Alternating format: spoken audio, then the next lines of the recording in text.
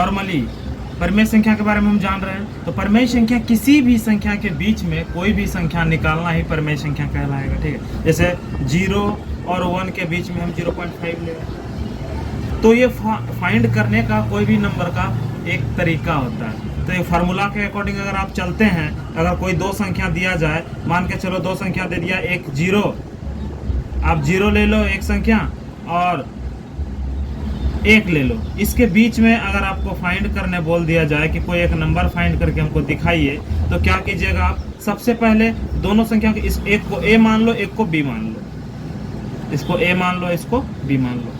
ये इसमें एक फार्मूला आता है। सबसे पहले तो ये फार्मूला देख लो आप, A + B/2। अगर एक संख्या बोले निकालने के लिए, तब एक संख्या के लिए, ठीक है।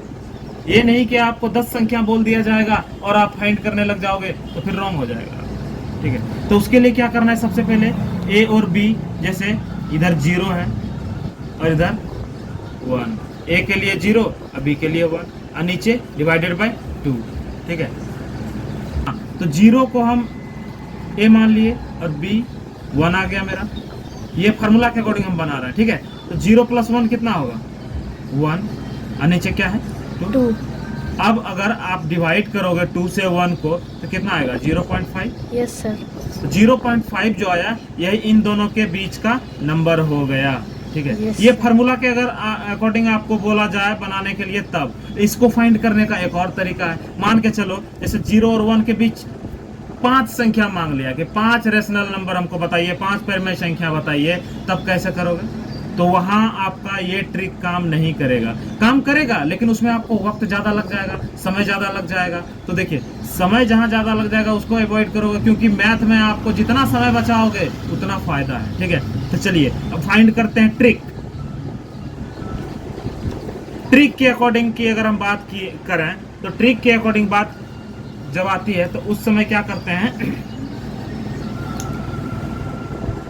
0 और एक दूसरा क्या है? 1, इन दोनों को एक ही संख्या से मल्टीप्लाई करना। अगर इसको हम 10 से कर रहे हैं, इसको भी 10 से कर लेते हैं मल्टीप्लाई। 0 × 10 करेंगे तो 0, और 0 × 10 1 × 10 करेंगे तो 10। देखो एक चीज बताओ हमको, एक छोटा सा एग्जांपल लेते हैं कि बोलोगे आप सर कि यहाँ 10 से ही क्यों मल्टीप्लाई किए? Yes sir. हाँ, ये सवाल रहेगा आप लोगों का। तो यहाँ 10 से ही मल्टीप्लाई क्यों किए हम, और मल्टीप्लाई क्यों करेंगे? Yes sir. ये भी पूछोगे।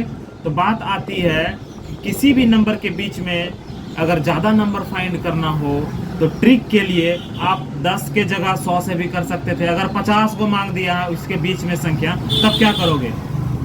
तब 100 से इंटू कर देंगे। 100 से मल्टीप्लाई कर लो, क्योंकि ज्यादा संख्या ज्यादा अंकों से मल्टीप्लाई, ये ट्रिक है, ठीक है। तो अब हम 0 × 10 किए तो 0, 0 इधर 1 × 10 किए तो 10। एक बात आप हमें बताइए, लोग सर गुना क्यों किए? ठीक है हम गुना कर लिए, लेकिन क्यों करेंगे सर?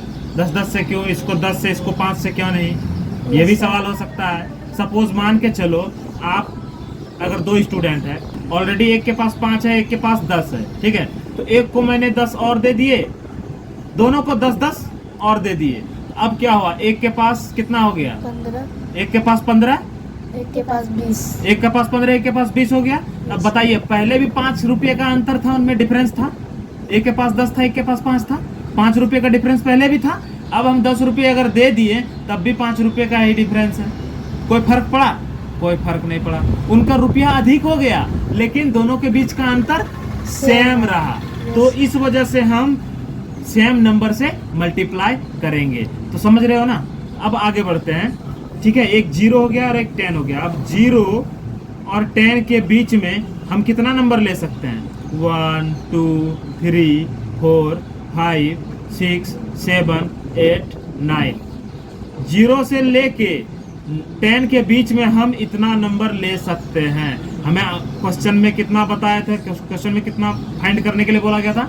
5। तो इन 1 से लेके 9 तक में आप 5 कोई सा भी नंबर लिख दो, आपका आंसर हो जाएगा, ठीक है। जरूरी नहीं है कि हम 1 से 9 तक लिखे, 2 3 4 5 या 2 4 6 8 भी लिख सकते हैं। हाँ, आप जरूरी नहीं है कि अल्टरनेट के हिसाब से लिखो। नंबरिंग सिस्टम के हिसाब से लिखो, ऐसी कोई आवश्यकता नहीं है। आप यहाँ पे बीच का कोई सा भी नंबर उठा के लिख दोगे इनमें से चलेगा, वो आंसर हो जाएगा आपका। ठीक है, okay, got it. Yes sir.